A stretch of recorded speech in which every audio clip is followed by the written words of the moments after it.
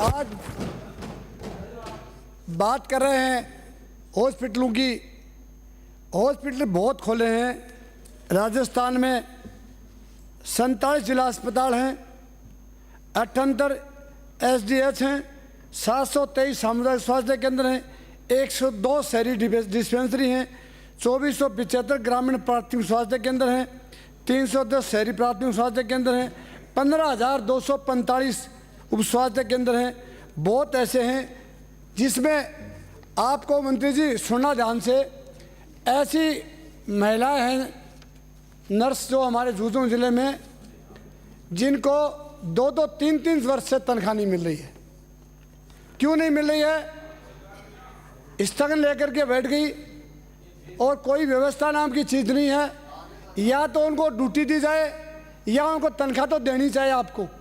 अगर सरकार का ही स्टे देने वाली एजेंसी है और सरकार इसको चला रही है तो इसमें महिलाओं की क्या गलती है? तो जिसका कोई भी सरकारी नौकरी करती है उनको अगर नाजायज़ उनका ट्रांसफ़र करेंगे तो स्टे लेंगे, लेकिन उसका कोई देखभाल नहीं है।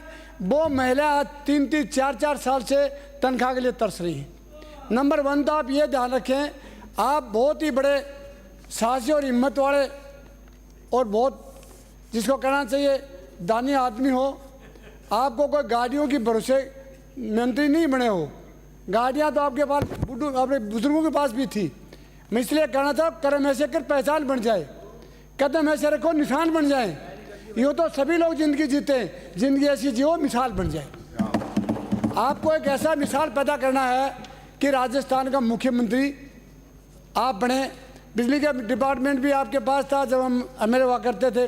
बिजली में आपने अमूलचूक परिवर्तन किया, तो इसमें भी आपको अमूलचूक परिवर्तन करना पड़ेगा।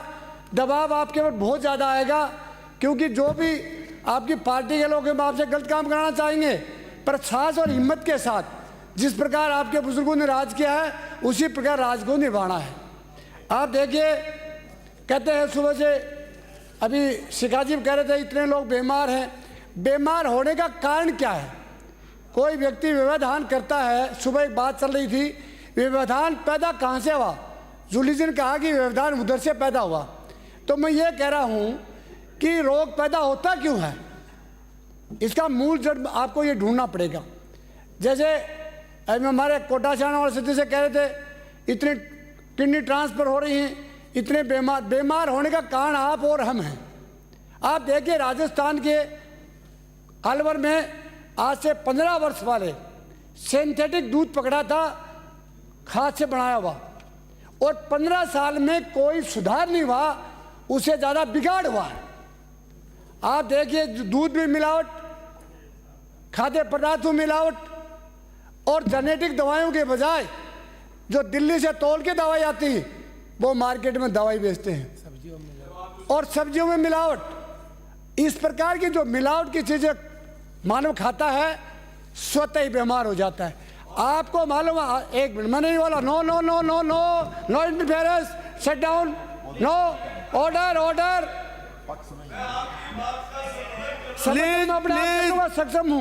सक्षम हूँ मैं अपने आप सक्षम हूँ। जब आप जन्मे में काम करने लग गया था, मैं कहना चाह रहा था कि दवाइयों मिलावट है, जेनेटिक दवाएं बेचते नहीं, दिल्ली से तुल के दवाई थी। मैं वही बात करूंगा जो ऑथेंटिक है। आपको मालूम है खाद्य पदार्थों मिलावट है, और आपका इंस्पेक्टर, एक एक जिले में 3-3 इंस्पेक्टर होते हैं, वो बाजार में जाते हैं और ईमानदार से दावे के साथ कहते हो सदन में खड़ा होके वो क्या कहते हैं सेठ को, सेठ जी वो सैंपल दे दो जिसमें मिलावट नहीं है। मेरे को भरना तो पड़ेगा क्योंकि मेरे को ड्यूटी तो पूरी करनी पड़ेगी, पर मैंने वाले दिन पैसा भी लूँगा। ये मैं वो बात कह रहा हूँ जो ईमानदार से कह रहा हूँ। ये देखिए आपका इंस्पेक्टर बेईमान है और वो जाके खाद्य पदार्थ में मिलावट करने वाले को ये सलाह देता है कि पैसा तो लूँगा पर तू वो खाद्य पदार्थ दे दे जिसमें मिलावट नहीं है।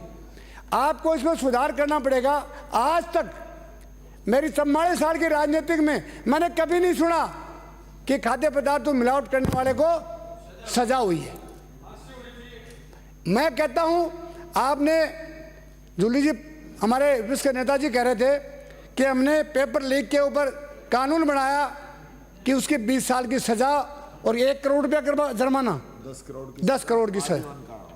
आप देखिए, जब आप पेपर लीक का जब सिलसिला आया, माननीय सभापति जी, हर आदमी के बहुत बड़ी दुखद है, वो भी जीवन की खिलवाड़ी तो है। ये जीवन की खिलवाड़ है, जीवन की मृत्यु है, उसके ऊपर आपने कुछ नहीं सोचा। आपको करना चाहिए सरकार को हिम्मत करके कि जो मिलावट करने वाला पकड़ा जाएगा उसको सजाए मौत होगी, तब देश का भला हो सकता है। किसी की हिम्मत नहीं है, केवल 5 साल ये हिम्मत करके बातें करते और करके चले जाते। अगर हिम्मत से काम नहीं करोगे तब तक कहा, अभी शिखा जी कह रही थी कि पहला सुख निरोगी काया, ये बात सही कह रही थी, पर इसमें 5 चीजें और भी हैं। पहली सुख निरोगी काया, दूसरा हो सत्वंती नार, तीसरा हो पुत्र प्यारा, चौथी हो घर में माया, 5वां हो राज में पासा, 6ठा हो सुखम पड़ोसी और 8वां हो घर के पास नीर पानी। पानी आपका खत्म हो गया, सुखम पड़ोसी वैसे खत्म हो गए। औरतें जो हैं उनकी सुख आप जानते हो, कोई कैसा चल रहा आजकल देश के अंदर, सुबह शादी की शाम को डाइवर्सन हो गया। ये सारा सिस्टम खत्म होता जा रहा है और कोई भी सदन में आके बात नहीं सोचता कि सिस्टम खत्म क्यों होता जा रहा है। खत्म इसलिए होता जा रहा है कि कोई भी आदमी पद पर आता है, चाहे मंत्री बने, चाहे एमएलए बने, चाहे सरपंच बने, चाहे प्रधान बने, चाहे आईएएस आरएएस बने, सारे के सारे लोगों की एक भावना हो जाती है कि मैं गांव का सबसे बड़ा व्यक्ति कैसे बन सकता हूं। और वो बड़ा आदमी मानवता से बन सकता है, वो आदमी कर्म करके बन सकता है, वो अच्छे कर्मों से बन सकता है, लेकिन वो कभी चोरी करके बड़ा नहीं बन सकता। आज डॉक्टर बनता है, डॉक्टर के पास 1000 की फीस है और डॉक्टर ने अलग अलग बना रखी है, इतने मरीजों से मेरा घर चलाऊंगा, इतने मरीजों से मेरी गाड़ी चलेगी, इतने मरीजों से मेरा बेटा पढ़ेगा, इतने मरीजों से मेरी अलग से कोठी बनेगी। इस तरह देश का भला नहीं हो सकता। इसका भला तब हो सकता है डॉक्टर पे अंकुश लगे, हॉस्पिटल में बैठता है, आने वाले मरीजों को क्या कहता है, शाम को मेरा मकान नंबर 234 और कौन सी गली है वो सहसम के पीछे, उस गली में आ जाना। तू क्यों नहीं देख रहा यार, तेरे को पैसा नहीं मिलता क्या, और तेरी जब इच्छा ही नहीं है तो नौकरी छोड़ देना। बहुत सारे लोग खाली घूम रहे। आप देखिए, जो लोग काम नहीं करते हैं उनको भी कोई कुछ नहीं कहता है।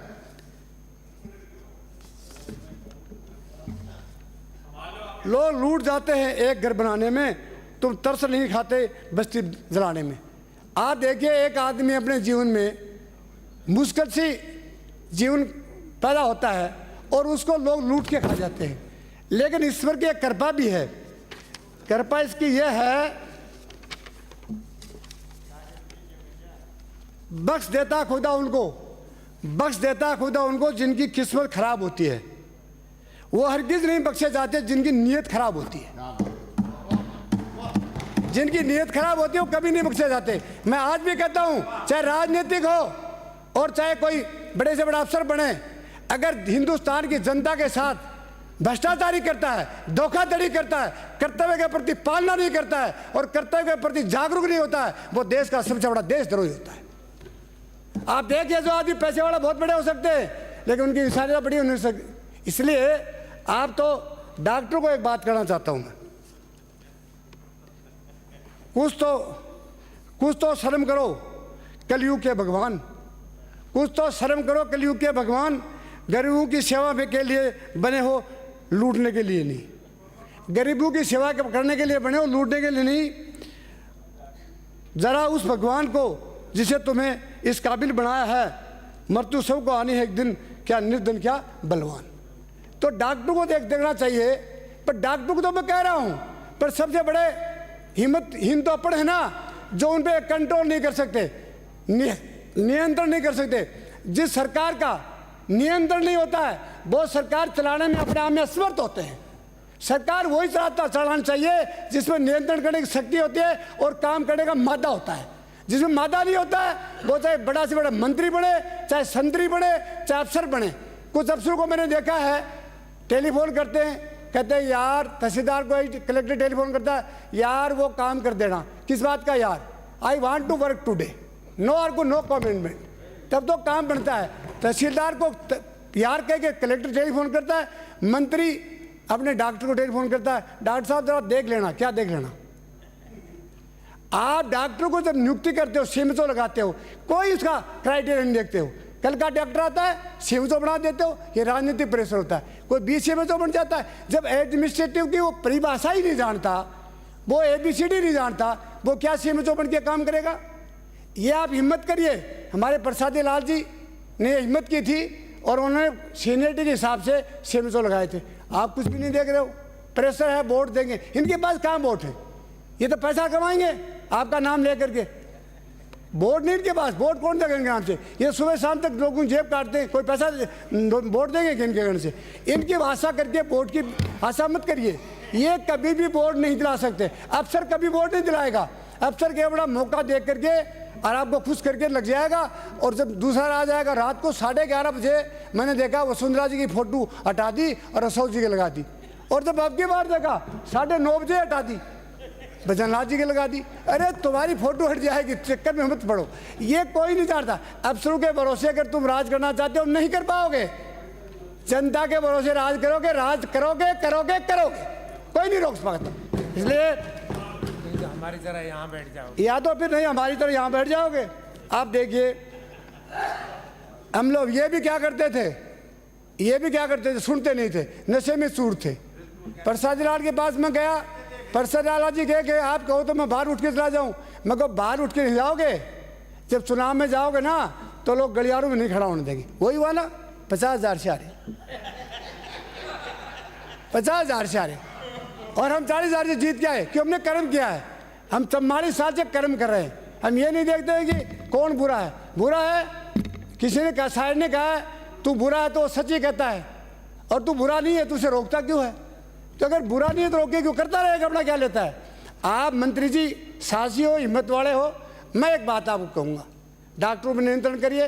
हॉस्पिटलों में जाके देखिए आप, हॉस्पिटलों में बाहर, हॉस्पिटल के बाहर डस्टबिन तो है ही नहीं, खून की भरी पट्टियाँ और गंदी चीज़ें पड़ी हुई मिलेंगी। मैंने एक डॉक्टर को कहा कि तुम कम से कम एक शिविर को बुला के उठा तो सकते हो। बोलो 3 दिन से मैं था नहीं। तू नहीं था तो कोई और था ना, कोई तो था ही, पर किसी की हिम्मत नहीं है, वो बोल के किसी को कह नहीं सकते। इसलिए कम से कम जहाँ स्वच्छता का मामला है और वहाँ गंदगी रहती है तो फिर किस बात का इलाज करते हो। इसलिए आपको ये बात ध्यान में रखनी पड़ेगी कि जो व्यक्ति काम नहीं करता है वो केवल अपना दृश्य शो करता है, काम नहीं करता है। मेडिकल की कॉलेज बनाई, कॉलेज हर जिले में बन गई, फिर भी आज भी गरीब के बेटे का, जो बेटा कमज़ोर रह जाता है, अच्छी तरह ट्यूशन नहीं कर पाता है, अच्छी तरह उनको ट्रेनिंग नहीं मिलती है, तो उसको 80 लाख रुपया, 90 लाख करोड़ तक भी उसको डोनेशन देना पड़ता है। सरकार को कम से कम एक नियत बनानी चाहिए। जैसे महाराष्ट्र रेट पे, महाराष्ट्र में कॉलेज खोलते थे तो 15 और 20 सीटें अपने अनुदान के रखते थे, जिसमें 4.5 लाख 5 लाख रुपया एक बच्चे से 1 साल के लेते थे, और वो कॉलेज भी डेवलपमेंट हो जाती थी और बच्चा भी कम पैसे में पढ़ लेता था। राजस्थान में किसी का सोच नहीं है, वो निम्स में जा रहा है, 80 लाख रुपया दे रहा है, वो गांधी में जा रहा है, 2-3 उदय घंटी बता दी, कमाल कर दिया। कितनी अच्छी बातें चल रही है, कितनी अच्छी बात चल रही। आप सुनने में इच्छुक नहीं हो तो भरती है सभापति। आप इतने बहादुर हिम्मत वाले आदमी हो, 3 बार लगातार जीत के आए हो, तो आपको कर्मों से जीत के आदमी सुनने का आदि तो रहो। घंटी बजा दी आपकी व्यवस्था, आपका नेता प्रतिपक्ष करता, मैंने नहीं मैं किया। नेता प्रतिपक्ष कुछ भी नहीं कहेगा, कोई नहीं कहेगा। आप तो एक बार सुनते सुन लो। आपकी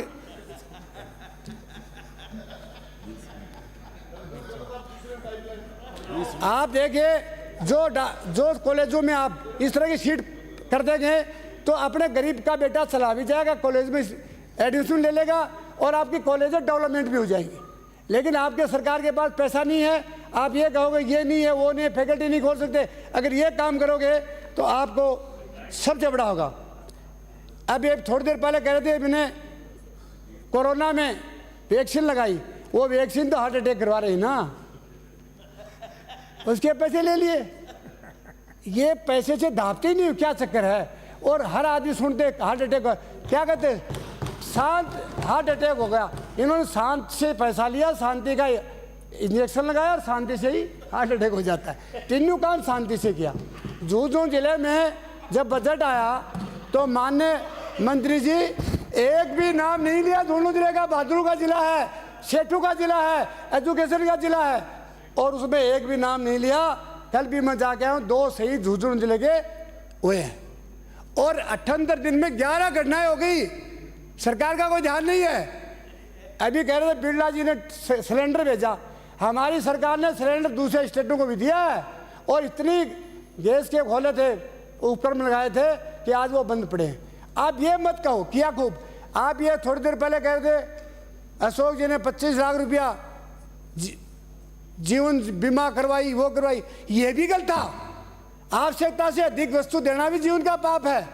मैं आपको बता रहा हूँ, मैं एक हॉस्पिटल में गया था, डॉक्टर ने मुझे साहब जी क्या कहा, कल एक आदमी आया था राजगढ़ से, उसने कहा 1 लाख का बिल बना दो, 50 आपके 50 मेरे।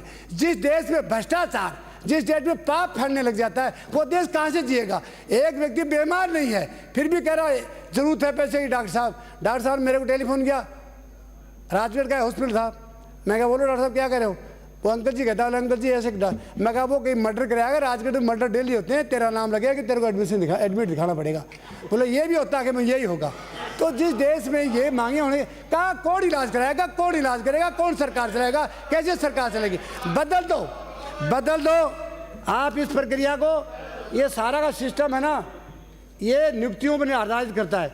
नियुक्तियों के अंदर कितनी डेली वेजेस के आदमियों को नौकरी पर नहीं दिया, कितनी सीटें खाली पड़ी। और डॉक्टरों की बात तो ये, डॉक्टर आधा लोग तो ये सोचते रहे कि कब दिन छिपे, कब मैं घर जाऊं, कितने पेशेंट मेरे 500 पेशेंट एक डॉक्टर के घर में बैठे रहते हैं। इससे बड़ी शर्म की बात क्या होगी। देश के अंदर डॉक्टर अपने घर पे बुला के इलाज करता है, हॉस्पिटल खाली पड़े हैं। इसलिए मैं लास्ट में आपको एक बात कहूंगा, दिल को जला के ही हमने जमाने को रोशनी दी है।